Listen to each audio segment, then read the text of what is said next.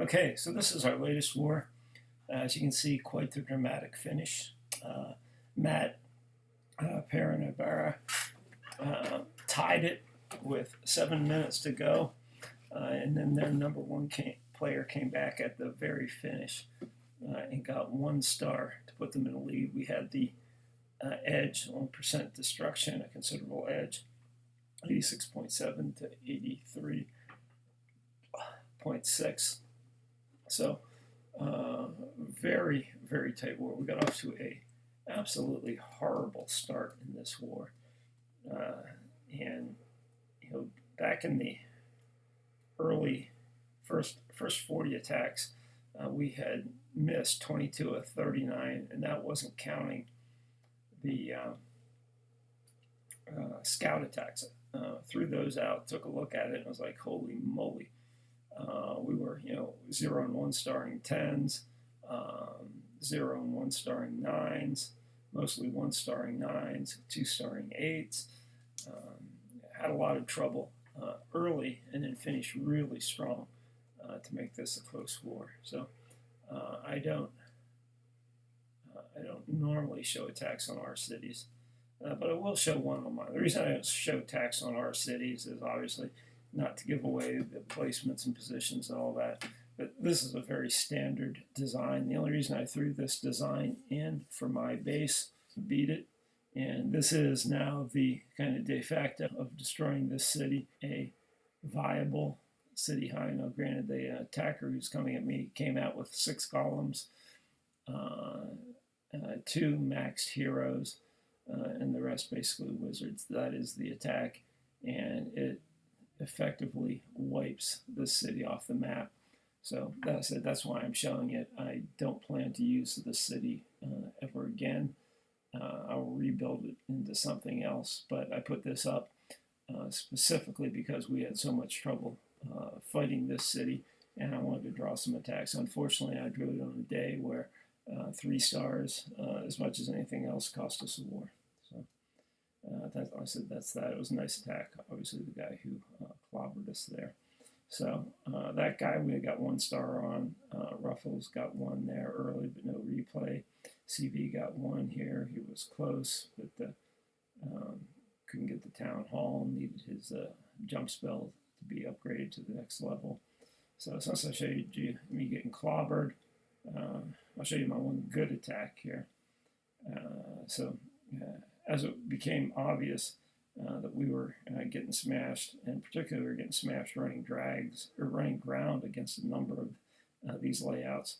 So, you just saw how to beat this for possibly 3 stars with that attack on me.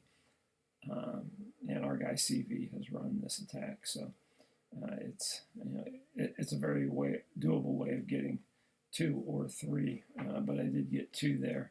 With air, that's kind of the normal result, running air against that city. Here I only got 1. I didn't like the looks of the city, but we were going air, playing conservative to make sure we got 1 or 2, because ground just was leaving us in trouble. Here Swan got 1, got 2 down there. So I guess both of us got 3 versus the 10s running air. Ilkar got this one. This was probably the most viable ground target that I saw up there, and he took care of it without any trouble. Then Mark came in, so Mark was playing AQ down. Did get 1 here. I don't know that the AQ would have gotten him a second one, so in that case it didn't really hurt us. That was just the layout of the city. Here, dude got 1 down at the 9 level. So this was one of those, it was a runaround city. If we had another shot at it, we might have gotten 2. But this is a kind of the standard anti-hog base where you just run the hogs around the outside and you never let them get to the middle. And this is a variation on that theme. And then dude did get 2 here. So this was a one. This was a city that absolutely drove me to distraction. John Perry mentioned, I think within the first 20 minutes of the war, that City 11's an air target. Then our first ground attack came in. I think it was Hamza once, then Hamidi came in 1 star. And I was like, it's an air target. It's an air target. So as you can see here, Mark, even with his AQ down, takes a pretty darn good bite of this. I think if he had his AQ down, he could have taken out that air defense at about 10:30 or 11 with the King AQ combo, and possibly, well, certainly would have gone deeper with his AQ. It's not that we needed the percent damage, but outside chance he could have pushed that one to 3 stars there. Wu Good Jai-Hee-Ho here. Got it done, 68%. John, 64%. Here, Icarus dropped down. He dropped down late in the war. And this was a reasonable ground one. So going to be tough. Tough to get 3 here. Ilkar actually does use a freeze from his TH10 when he goes after a 9, although he still has there's the rage, and hasn't really used the freeze at all. So yeah, in this warp, or on this attack, he might have gotten a little better results by replacing that freeze with another jump or a heal or something. Might have done a little better there. You don't want to quit with a spell in the rack or a round in the chamber. And Hamza here got 2 on that one, no problem. And Kyle, I'm sure, running Jai-Hee-Ho. Zane dropped down. He usually gets 3, only got 2 here. Tough war for him. I think he 0 started 10 early and then got 2 here, and that was part of our missing 22 of our first 39 attacks. If you're a 10 dropping down on 9 early, you should get 3. If you're a 10 hitting the 10 early, you should get 2, 1 at worst. So every war, somebody has a bad war, and this just happened to be Zane's turn. And I'm sure it'll be somebody else next war. Here's Ty, 82%, good one there. John, so these were finally, after the break, we had a number of cities that need a little bit of improving. And as is usual with John, he lures the stuff out, always kind of drops a poison spell on him to take some of the starch out of him, then goes with his regular attack. So here, you've got golems coming in. Little help from the wall breakers. He's going to need to jump here real soon. There we go. Got him in there.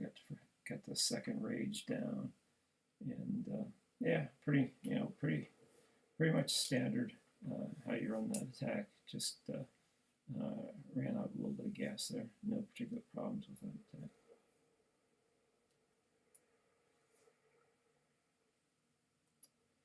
And Ilkar, so yeah, after going, after kind of sounding the alarm that we really need to start cleaning low, Ilkar went down and got 3 stars on this one. Nice attack, but we don't have the replay because of the maintenance break. And then here we get into Matt's war. So Matt, between his, had 6 attacks in this war, ended up getting 17 stars. So at the end of it, when it was pretty apparent we were clobbered in this war, he just kept picking up stars, and ended up tying the darn thing with 7 minutes to go, which really put us in the lead because we had the advantage on percent destruction.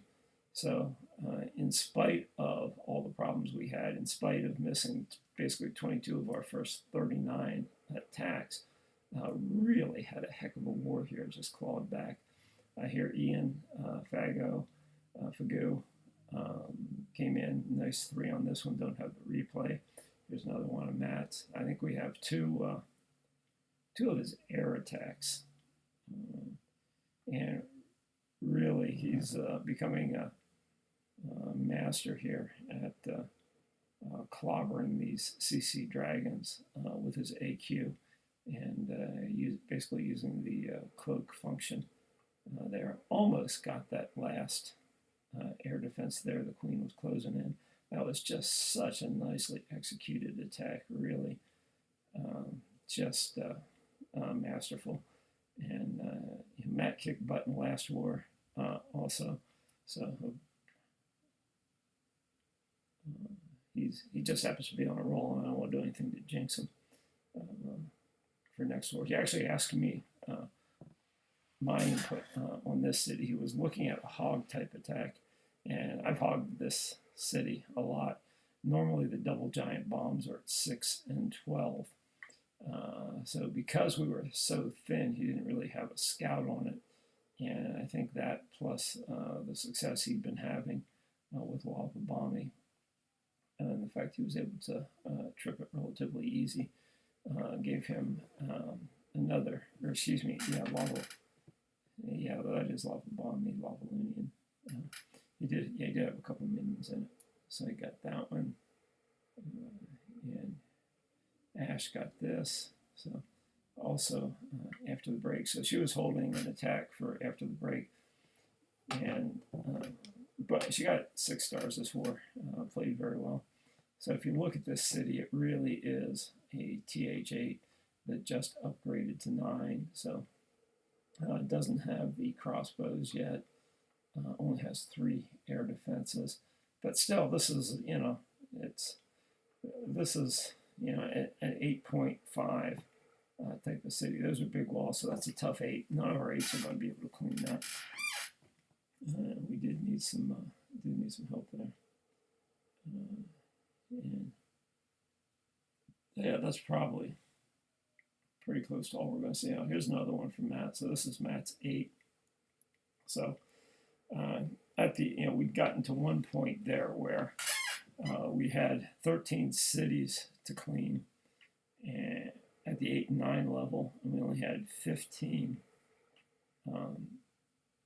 TH9 attacks left. So looked like we were in trouble because some people are going to miss. But Matt's 8 coming in here and cleaning this one up gave us another attack at the 9 level, so we could get a little more traction up there and stay close to the war. And yeah, there's Fagu. As I said, he had a good war also. Cleaned this one for us early. TJ cleaned that. John dropped down, cleaned that. Hassoon also came in really right at the moment where I said, man, we got to start cleaning. Hassoon pops in, hey, I'm here to clean. So nice job there. TJ clobbered that one, and Ashley clobbered that one. So good war for the Norman family. Anubis, I forget one of them. I think Anubis or Abood, one of them was playing with Spell Factory down. I guess might have been the other one, although he might have been able to drop down and pick one up here. Another cleanup for Hassoon, and then Baggins and Zap kind of rounded out the bottom. So that was Zane's ult there that cleaned that one up. So I said, in the end, much closer than I thought it was going to be, given the troubles we had early on in this war. Just been a while since we had a war where we got in trouble with hitting too high. We did. We recovered, just probably just not quite fast enough to pull out the win. All right. But yeah, overall good war and a lot of solid attacking here.